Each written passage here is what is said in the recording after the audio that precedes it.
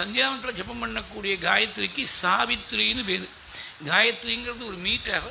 அந்த மீட்டரில் வரக்கூடிய எல்லா மந்திரங்களுக்கும் காயத்ரின்னு பேர். சூரியனுக்கு சவிதான்னு பேர். அந்த சவிதாவுக்காக ஏற்பட்ட காயத்ரிக்கு தான் சாவித்ரி. அதனால தான் நாம் ஞாசம் பண்ணுற போது சாவித்ரியா ரிஷிக விஸ்வாமித்ரகா தான் ஞாசம். காயத்ரியா ரிஷிகின்னு ஞாசம் கிடையாது. சாவித்ரியா ரிஷிக விஸ்வாமித்ரகா. உபநயனம் பண்ணி வைக்கிற போதும் இந்த குழந்தை தனக்கு பிரம்மோபதேசம் பண்ணக்கூடிய தகப்பனாரை பார்த்து அப்பான்னு கூப்பிடல, போ குரோ சாவித்ரி மே பிரப்ரூஹி அப்படின்னு தான் இருக்குது. உபநயன மந்திரத்துலேயும் அப்படி தான் இருக்குது. எனக்கு சாவித்ரி நீங்கள் உபதேசம் பண்ணி கொடுக்கணும் அப்படின்னு அப்பாவிடத்தில் குழந்தை கேட்குறதாக அப்படி தான் இருக்குது. உபநயன மந்திரத்தில் அப்படி தான் இருக்குது. அதனால் எந்த காயத்ரி உபாசனையால் அந்த மந்திர பலத்தால் தாண்ட போகிறாரோ சமுத்திரத்தை, அந்த காயத்ரி சாவித்ரி மகாமந்திரத்துக்கு தேவதையாக இருக்கக்கூடிய சூரியன் தனக்கு பிரசாதிக்கணும்னு சசூரிய மகேந்திராய. அது மாத்திரமில்லை, லங்கையில் போய் தேடுற போது கண்ணு நன்னா தெரியணும். அங்கே போய் திடீர்னு அங்கே போகிற உடனே கண்ணு மங்கி போயிடுத்து சீதையை ஐடென்டிஃபை பண்ண முடியலன்னா போன காரியம் முழுக்க விரத்தமாக போயிடுமே. கண்ணு நன்னா தெரியணும்னா சூரியன் உபாசிக்கணும். அதனால தான் உலகத்தில் ஒரு பழமொழி வந்தது, கண் கட்டப்புறம் சூரிய நமஸ்காரம்னு. என்ன அர்த்தம்னா, நன்னா கண் இருக்கிற போதே சூரியன் உபாசிச்சிருந்தான்னா கண்ணு கெட்டு போயிருக்காது. சூரியனை உபாசிக்கிற அதனால தான் கண்ணு கெட்டு போயிடுதுன்னு அர்த்தம். இதை வேத மந்திரம் ரொம்ப ரொம்ப அழகாக நமக்கு எடுத்து உணர்த்திருக்கு.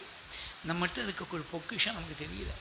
இந்த பொக்கிஷத்தை விட்டுட்டு எதை தின்னா பித்தம் தெரியணும்னு எங்கெங்கெல்லாமோ அலைஞ்சிட்டு இருக்கான். கையில் வெண்ணெயை வச்சுட்டு நெய்க்காக ஊரெல்லாம் அலைஞ்சிட்டு இருக்கான். ஒரு குழந்தைக்கு உபநயனம் பண்ண உடனே அவன் முதல்ல செய்யக்கூடிய அனுஷ்டானம் மாத்தியானிகம் தான். எத்தனை காத்தால் விடிகாத்தால் 6 மணிக்கு முகூர்த்தம் இருந்தால் கூட பிராத்த சந்தியாவந்தனம் மறுநாள் தான். முதல்ல செய்யக்கூடியது மாத்தியானிகம். முதல்ல செய்யறதோ இல்லையோ முதல்ல விட்டு போகிறதும் மாத்தியானிகமாக இருக்குது.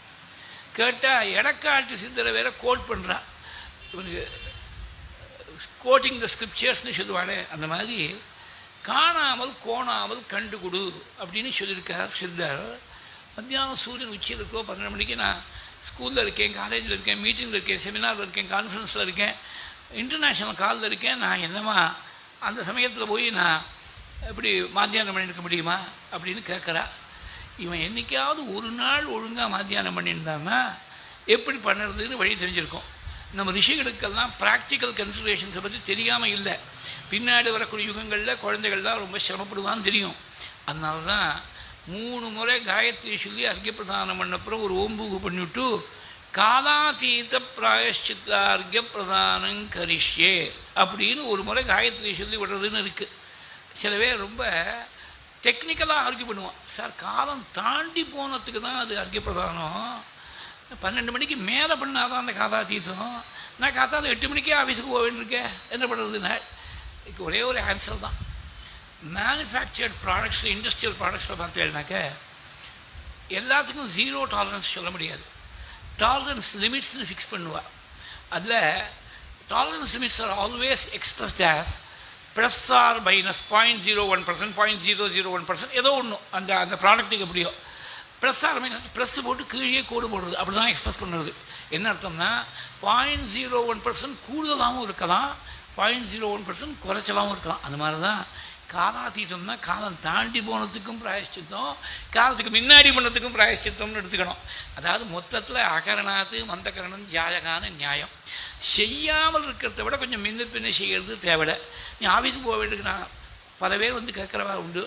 அவளுக்கு ஸ்டாண்டர்டாக ஒரே ஒரு விஷயந்தான் சொல்கிறது, சந்தியாவந்தனம் எவ்வளோ சீக்கிரமாக செய்ய முடியுமோ செய்யுங்க.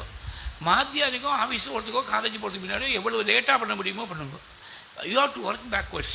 8 மணிக்கு கிளம்பணுன்னா நீ 7:45 ட்ரெஸ் பண்ணிக்கணும்னா 7:30 மணிக்கு சாப்பிட்ணுன்னா நீ 7 மணிக்கோ 7:15 மாத்தியானத்தை பண்ண வேண்டியதுதான். நீ சந்தியாவந்தனம் சீக்கிரமாக பண்ணிவிடு, மாத்தியானத்தை எவ்வளோ லேட்டாக பண்ண முடியுமோ அவ்வளோ பண்ணு. ஞாயிற்றுக்கிழமை அன்றைக்கி ஆற்றுல இருக்கிற அன்றைக்கி ஒழுங்காக மாத்தியானி காலத்தில் பண்ணுறதுக்கு பிரயத்னம் பண்ணு. மொத்தத்தில் விடாமல் பண்ணணுங்கிறது ரொம்ப முக்கியம். அதாவது எங்கேயோ ஒரு ஊர் பேர் இடத்துக்கு ஆஃபீஸ் ஒர்க்காக போக முடியாது, அங்கே சாப்பாடே ஒன்றும் சரியாக கிடைக்கல, 2 பழத்தை சாப்பிட்டான், ஏதோ பிஸ்கெட்டை வாங்கி சாப்பிட்டான். அவன் நல்ல ஃபுட்டி, இலையை போட்டு தஞ்சாவூர் தாட்டத்தையை போட்டாக்கா வடை பாயசத்தோடு சௌக்கியமாக சாப்பிடுவோம். எனக்கு வடை பாயசத்தோடு சாப்பாடு கிடைச்சாதான் சாப்பிடுவேன்னு அங்கே போய் சொல்லுவேனா. கிடைச்சா பழம்னா பழம், பிஸ்கட்னா பிஸ்கட், ஏதோ பசிக்கு ஏதாவது உள்ள போனால் தேவை. அந்த மாதிரி நான் 12 மணிக்கு பண்ணாதான் பண்ணுவேன் மத்தியானம், இல்லைன்னா பண்ண மாட்டேன்னு சொல்லப்படாது. பாக்கி நாளில் முடியலையா வேற எங்கேயோ போக வேண்டிய காரியம் இருக்கா முடிச்சுட்டு போயிடு, பின்னாடி வந்தப்புறம் பண்ணலாம். அது மட்டும் ஒன்றும் சாப்பிடப்படாது. இவருக்கு 3 மணி 4 மணி மட்டும் அதுக்குள்ளே 3 ஓட சாப்பிட்டுடுவேனே. அதனால் முன்னாடியே மாத்தியானம் கொண்டு போனால் அப்புறம் சாப்பிடலாம். சாயங்காலம் மட்டும் சந்தியாகாலம் மட்டும் அவகாசம் இருக்குது. இந்த மாத்தியானிக்கும் எவ்வளோ அழகாக பிரார்த்திக்கிறது. கார்த்தால மித்ரான்னு கூப்பிட சொல்லி கொடுத்தது வேணும். மித்ரஸ்ய சர்ஷனி திருதா. அப்படி மித்ரன்னு சொன்ன உடனே சூரியனுக்கு வாஸ்தவத்திலேயே ஃபிகரேட்டிவாக லிட்ரலாக இல்லை, உச்சி குளிர்ந்து போயிடுச்சு.